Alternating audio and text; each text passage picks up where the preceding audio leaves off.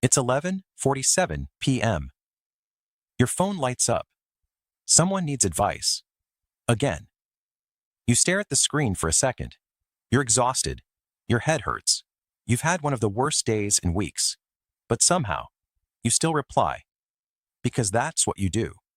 You're the strong one. The reliable one. The person everyone calls when life falls apart. And here's the strange part. Most people think being the strong person is a gift. Until they become one. Because nobody talks about what happens after years of carrying everyone else's weight. Nobody talks about the loneliness, the pressure, or the invisible deal you accidentally made with the world. A deal that sounds like this. I'll be there for everyone. And in return, nobody asks if you're okay. Think about that. When someone in your life breaks down, people rush to help. When you break down, people are shocked, not because they don't care, because they forgot you're human. And maybe, so did you. See, being the strong person rarely starts with confidence. It usually starts with survival. Maybe you grew up in a house where emotions created problems. Maybe people depended on you earlier than they should have. Maybe you learned that staying calm earned approval. Whatever the reason, you discovered something powerful. If you're useful, people need you. If people need you, they don't leave. So without realizing it, you started building an identity around being dependable. Not because it felt good, because it felt safe. Years pass. The habit becomes your personality.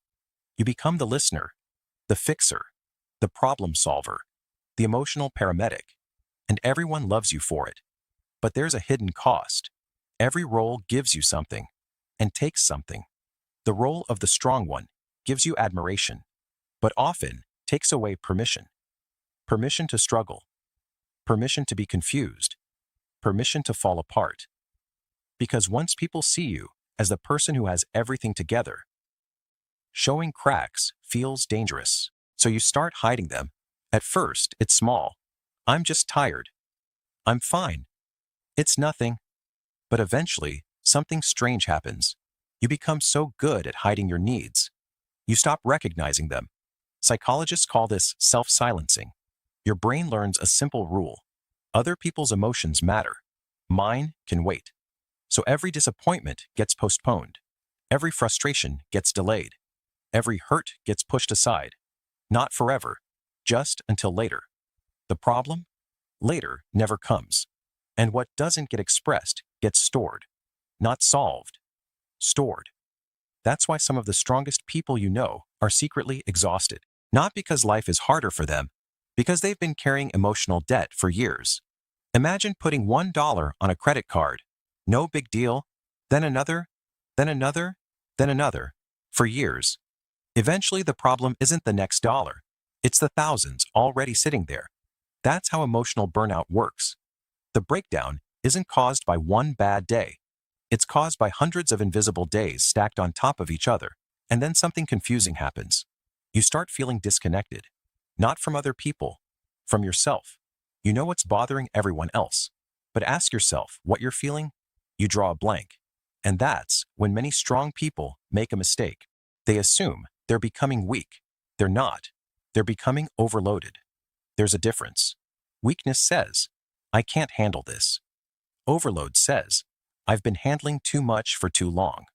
One is inability. The other is exhaustion. And exhaustion has a way of disguising itself. Sometimes it looks like procrastination. Sometimes it looks like irritability. Sometimes it looks like scrolling for 3 hours without knowing why.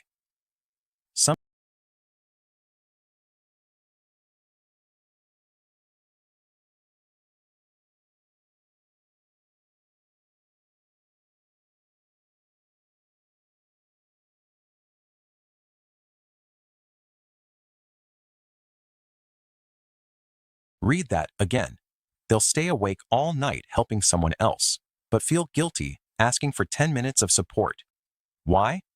Because somewhere along the way, strength stopped being something they did. It became who they were. And identities are hard to let go of. If you're always the helper, who helps you? If you're always the safe place, Where do you go when you don't feel safe? If you're always the strong one, who are you when you're struggling? Those questions make people uncomfortable because they expose a truth most of us avoid. You were never meant to carry life alone. No one was. Humans evolved in tribes. We survived through connection, not emotional isolation disguised as independence, which brings us to the biggest misconception of all. Real strength is not carrying everything. Real strength is knowing what should never be carried alone. It's being honest before you reach a breaking point. It's asking for help before you desperately need it. It's letting people see the version of you that isn't polished, composed, and in control. Because here's what most strong people eventually discover. The people who truly care about you don't want your perfection.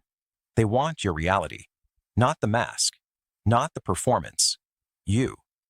And maybe that's the lesson hidden inside all of this. The strongest person in the room isn't the one carrying the most weight. It's the one who finally admits the weight is heavy. Because strength was never supposed to be a prison. It was supposed to be a tool. And tools are meant to help you live, not become your entire identity. So tonight, before you answer the next text, before you solve the next crisis, before you carry someone else's world on your shoulders, ask yourself one question. When was the last time someone carried yours?